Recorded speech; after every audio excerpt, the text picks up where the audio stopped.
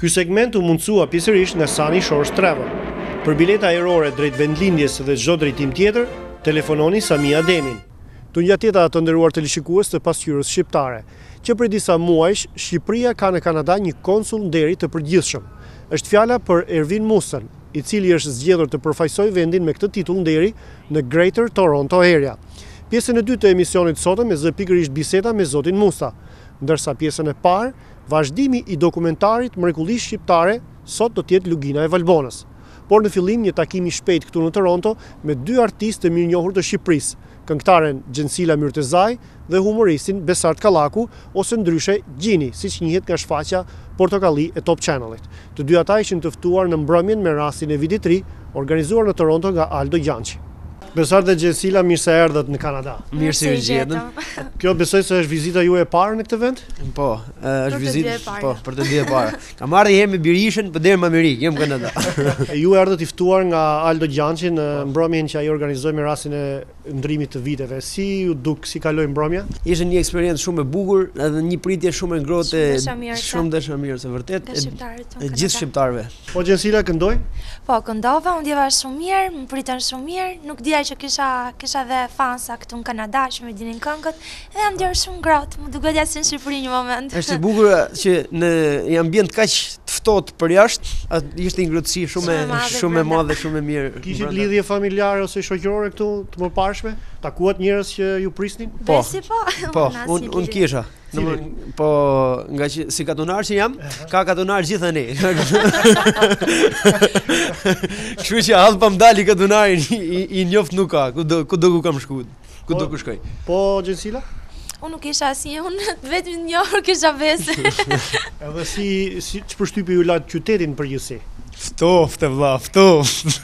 Shumë ftoft. Një qetësi që të lë dashurohesh me atë qetësinë që është këtu. Qetësi e frikshme, ëh? Jo, nuk është e frikshme, është shumë e bukur. Na kishte munguar një gjë e tillë, edhe na duhej seriozisht shumë. Tirana është e zhurmshme, vazhdon të jetë e zhurmshme. Vazhdon të jetë.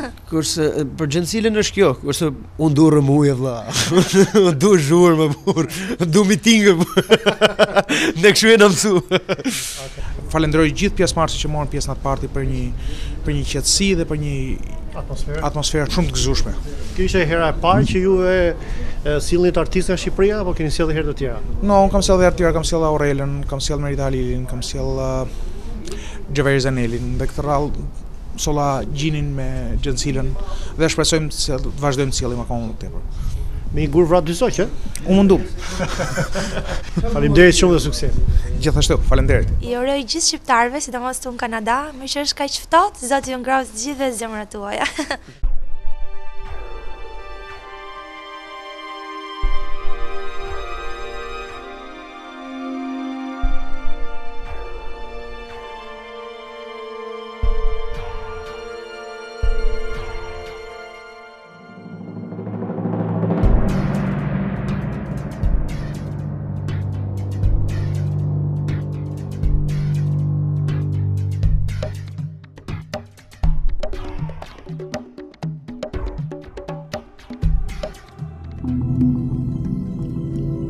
Pikëmbritja e radhës do të jetë Lugina e Valbonës.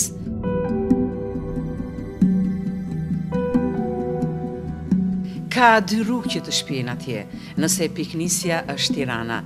Njëra kalon nëpërmjet Komanit dhe që aty me tragjet deri në Fierz, vetëm pak minuta larg Bajramcurit.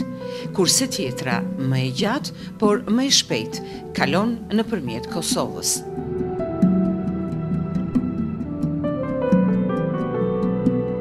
Për udhëtarët që nuk kanë shkelur ndonjëherë në këto vise, ky është një rast i mirë për të parë dhe shijuar rrugën e Kombit, një segment rrugor që lidh Rrëshenin me Kuksin dhe më tej me Kosovën.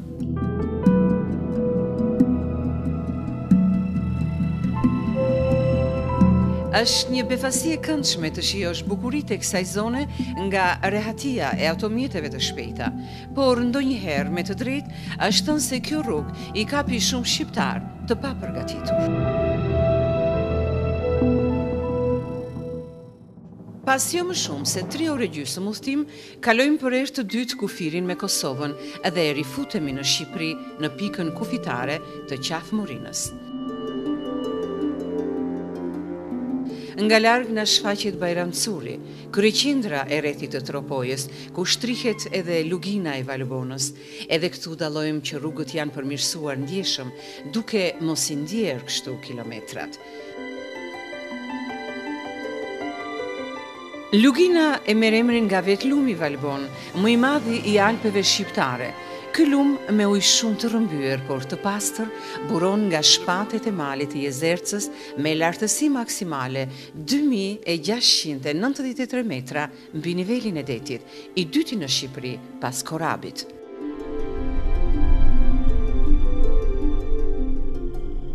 Lugina është krijuar me smaleve me përbërje gëlqërore, relativisht të rinj në moshë nga pikpamja gjeologjike.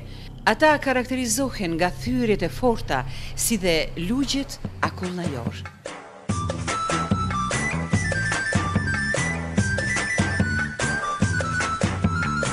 Gjatë rrjedhës së vet, lumi ka krijuar gryerje të vazhdueshme, duke shkëputur nga shkëmbijt malor gur të përmasave të mëdha. Ata i gjen kudo në lugin, sidomos në pjesën e mesme të saj, duke krijuar pamje të mrekullueshme me ujin që u varet mbi shpinën e bardhë.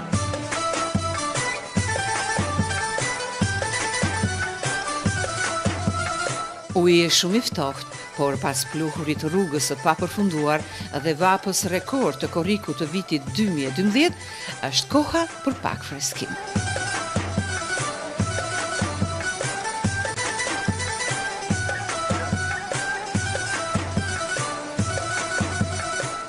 Pyjet e ahut dhe të bredhit krijojnë kushte shumë të përshtatshme jetese për një numër të madh gjallësash. Në lugin, dimri është shumë i ftohtë, me temperatura që zbresin nën zero për mesatarisht 85 ditë në vit. Vera është e freskët me temperaturë mesatare stinore 19 gradë. Lugina shquhet për bollokun e rreshjeve, mbi 2000 mm në vit, me lartësi mesatare të dëborës 1,5 metër gjatë një dimri të fortë.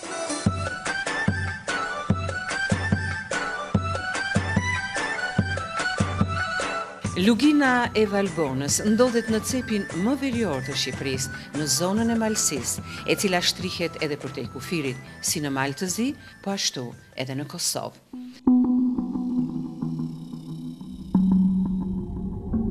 Në traditën gojore, malet e ashpëra të kësaj zone njihen si bjeshkët e namuna, e thënë ndryshe malet e mallkuara. Ashpërsia e relievit është pasqyruar me sa duket edhe në karakterin e banorëve të këtyre trevave, që njihen për krenarinë e tyre dhe mos në shtrimin ndaj pushtuesve të ndryshëm gjatë shumë mijë vjeçarve.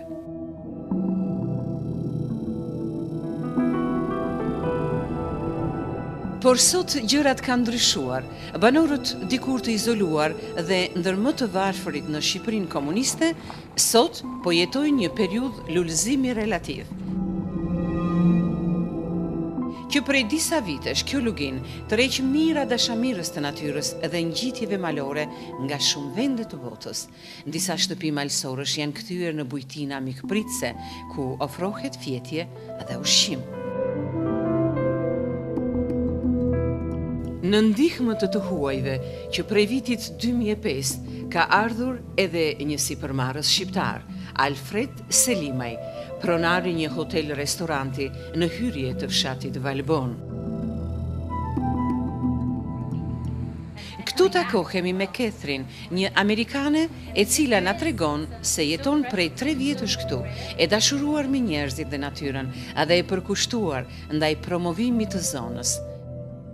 Tabelat që ka përgatitur u vinë në ndihmë udhëtarëve të shumtë që ndalen këtu për të shijuar troftën ose mishin në hell, para se të vazhdojnë ngjitjen shpateve të luginës.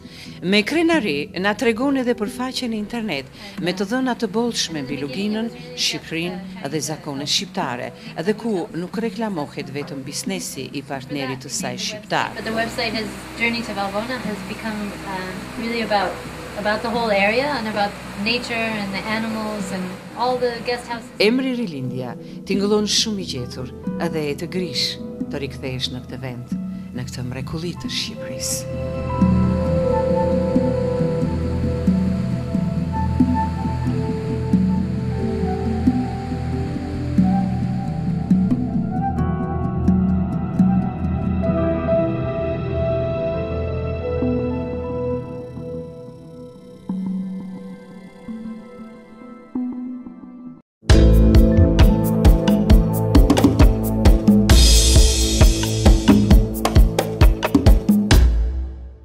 Ervin Musa është një nga sponsorët e pasqyrës shqiptare, por sot në emision e kemi të ftuar si konsul deri i përgjithshëm i Shqipërisë për Greater Toronto Area.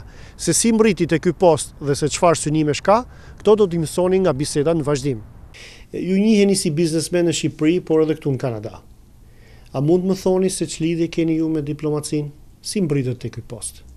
Okej, Ilir, fillimisht doja të falenderoja për përgëzimin nga ana jote dhe njëkohësisht doja të falenderoja edhe pasqyrën shqiptare për minutazhin e lënë në dispozicion të intervistës sime. Ardhja ime në këtë post si konsul i përgjithshëm i nderit ka qenë tepër e natyrshme. Në momentin e parë që unë jam vendosur në Kanada, një periudhë të shkurtër mbas saj, kam pasur një propozim nga Dhoma e Tregtisë dhe Industrisë Tiranës që të kryeja detyrën e përfaqësimit të Dhomës së Tregtisë në Kanada. Për të cilën e kam pranuar me shumë kënaqësi dhe kam punuar me një përkushtim të jashtëzakonshëm. Jo shumë larg pas saj ka ardhur vlerësimi nga ministri i jashtëm në atë kohë detyrë zotin Edmond Agjinasto, i cili më propozoi të kryeja funksionin si këshilltar ekonomik pranë ambasadës së Shqipërisë në Ottawa. Çuditërisht, nuk zgjati shumë kohë, erdhi një vlerësim tjetër nga ambasadorja zonja Lida Petoshati dhe konsulin detyrë në atë kohë zoti Tajip Sulko, të cilët më propozuan për të marrë përgjegjësinë e hapjes së konsullatës përgjithshme të nderit në GTA Toronto. E kam pritur me kënaqësinë më të madhe dhe u kam dhënë premtimin edhe stafit të ambasadës, gjithashtu dhe ministrave përkatës, atij shqiptar dhe kanadez, që ta kryej këtë shërbim në mënyrë korrekte dhe me përkushtim plot. A kërkohet trajnim për këtë lloj detyre diplomatike? Këtu duhet është një pikë shumë e rëndësishme për të sqaruar gjerësisht. Konsulli i përgjithshëm i nderit është një konsull, është një post i cili nuk është i financuar ose i suportuar nga Ministria e Jashtme. Është një post i cili Honorific, jo vetëm nderi, po i cili, si të thuash, shtetet e kanë përdorur në vijimësi për të krijuar ura bashkëpunimi, sepse, si të thuash, nuk mundet të krijohen zyra të përfaqësimit të plotë të shteteve, po themi në këtë botë kaq të madhe, në këtë botë kaq të hapur. Kosto do ishte shumë e madhe për të gjitha shtetet dhe po thuaj do ktheshe pa realizueshme. Çfarë detyrash dhe të drejtash ju jep juve ky titull? Për mos të thënë më të shumta janë detyra se sa drejtat. Për shembull një detyrë juaj. Detyra jonë është të krijojmë ura, siç thash pak më parë, ura bashkëpunimi ndërmjet shtetit pritës dhe atij dërgues e para. Të krijojmë marrëdhënie tregtare, të krijojmë marrëdhënie në fushën e shërbimit, në shërbime të ndryshme. Si të thuash, të krijojmë funksionimin e miqësisë së dy shteteve, shtetit pritës dhe atij dërgues. Dhe tjetra që do të thosha që është shumë e rëndësishme, bërja pjesë e problemeve, e zgjidhjeve të problemeve madhore që ka komuniteti shqiptar në GTA Toronto. Nuk po flasim tani për shërbime, si të thuash, të cilat nuk i përkasin, shërbime konsullore, të cilat nuk i përkasin konsullit nderit, po flasim për problematika madhore, të cilat patjetër që duhet të kenë në ndërhyrjen e tij. Për probleme shëndetësore. Ju bëra një pyetje në lidhje me trajnimin. Unë shoh që ju keni edhe një diplomë të dhënë nga Akademia Diplomatike Shqiptare. Keni ju trajnim në fushën e diplomacisë? Patjetër. Ka filluar erët në vitin 2005, unë kam kandiduar për deputet në zonën 32 në Tiranë me Partinë Demokrate të Reja së kohë dhe ne kemi qenë një grup i cili u përgatitën për të marrë në administrim Ministrinë e Jashtme. Në atë kohë kryetari i partisë son ka qenë zoti Genc Pollo. Por e cila ngeli thjesht në planet tona dhe nuk u realizua. Më pas unë kam vazhduar Akademinë e Diplomacisë Shqiptare me president zotin Lisem Bashkëshkurti dhe si të thuash ka qenë një nga dëshirat e mia që të bësha pjesë e këtij shërbimi. Por mund të them sinqerisht Iliri, unë akoma nuk jam pjesë e diplomacisë shqiptare. Ky është thjesht një kontribut shpirtëror, duke parë mungesat, si të thuash, që komuniteti shqiptar ka pasur këtu, me jipi dëshira dhe pasioni për të dhënë kontributin tim. Po me botën e biznesit, cilat janë lidhjet tuaja dhe sa të vjetra janë ato? Vitin 99, unë ka qenë regjistrimi im i parë në organet tatimore si biznes. Dhe mos të flas, aktivitetet cilat nuk kam kryer ka qenë të shumta në fushën e ndërtimit, prodhimit, shërbimit, shëndetësisë, një numër shumë i madh. Është një fushë shumë e gjerë për mua që unë kam operuar. Kush ju dha shtytin e parë? Se kërkohen para atë? Shtytja e parë, të jemi sinqert, nuk kam pasur ndonjë financim, si të thuash, të shëndetshëm nga familja ose nga njerëz të tjerë të afërmit të mi. Thjesht kam nisur gradualisht. Në fillim jam regjistruar si biznes i vogël dhe kam pasur 2 lokale në atë kohë, duke ndjekur studimet në Universitetin e Tiranës, administruar dhe 2 lokalet e mi, të cilat të dy kanë qenë me qera asaj kohe, dhe duke vazhduar më tej në zhvillime të tjera, si më pas kam hapur një ndërmarrje të prodhimit të dyerve dritareve, plastik dhe alumin, me importet nga Bullgaria dhe Turqia, në të dyja këto vende. Më pas vazhdova me hapjen e një nga klinikave më të famshme asaj kohe, Fildish, në të cilën kam pasur 16 mjek shqiptar dhe profesora të nderuar dhe të respektuar dhe 2 të tjerë italian që operonin në klinikën që unë disponoja. Dhe kam vazhduar më tej pastaj me fushën e ndërtimit, kompania ime, si të thuash, po e mbyll tani se do ishte shumë rrugë e gjatë nëse do t'i sqaroja gjithçka. Së fundmi, para se të vija në Kanada, kompania ime ndërtoi dhe shiti 167 apartamente dhe 35 biznese diçka e tillë. Po këtu në Kanada me çfarë merreni zoti Musa? Këtu në Kanada, siç thash, edhe sikurse njerëzit mund ta kenë ndjekur pasqyrën shqiptare, shoqëria ime Mustang & Co operon në disa fusha, është Mustang & Co si agent LCBOs, Mustang & Co në fushën e installationit, Mustang & Co Installation, një shërbim ky tepër special në fushën e ndërtimit në ditët e sotme, që kërkon një teknologji dhe investim të mjaftueshëm, në konsulenca ekonomike, të cilat international, po flasim, të cilat ndjem shumë i lumtur sepse për 2 vitet e fundit vërtet kanë qenë shumë suksesshme dhe vëllëdhense. Ka dhe disa biznese të tjera të cilat janë në proces, por që nuk është koha që t'i reklamojmë atë. Ju përmendët Mustang & Co si një biznes që sjell edhe alkoolin për LCBO-n. Cilin alkool shqiptar sillni ju? Aktualisht ne kemi kontratë me kompaninë e brandit, sepse këtu është ajo keq kuptimi brandit dhe konjak. Ne nuk kemi të drejtën që të sillim konjakun, sepse ai përket vetëm Francës, ka të drejtën atij emri. Ne kemi një marrëveshje me kompaninë Extra të Korçës, të cilët pas testeve të shumta të realizuara nga LCBO-ja, u finalizua që vetëm ky konjak mund t'i arrinte parametrat për tregun kanadez. Dhe sot ne kemi të drejtën e përfaqësimit të saj në Kanada. Kur do ta shikojmë brandin shqiptar në stendat e LCBO-s? Brendi shqiptar, sipas marrëveshjes së bërë me LCBO-n, do jetë në stendat e LCBO-s jo më larg se fundi muajit shkurt. Në punën tuaj si konsul deri keni ndonjë pikë synim të veçantë? Jo vetëm i veçantë, po kryesor. Cili është ky? Projektimi dhe zhvillimi i një qendre në shërbim të komunitetit shqiptar. Me një fjalë, jo vetëm komunitetit shqiptar të Shqipërisë, po gjithë komunitetit shqiptar që ka ardhur nga gjithë rajoni i Shqipërisë, Kosovës dhe të Maqedonisë.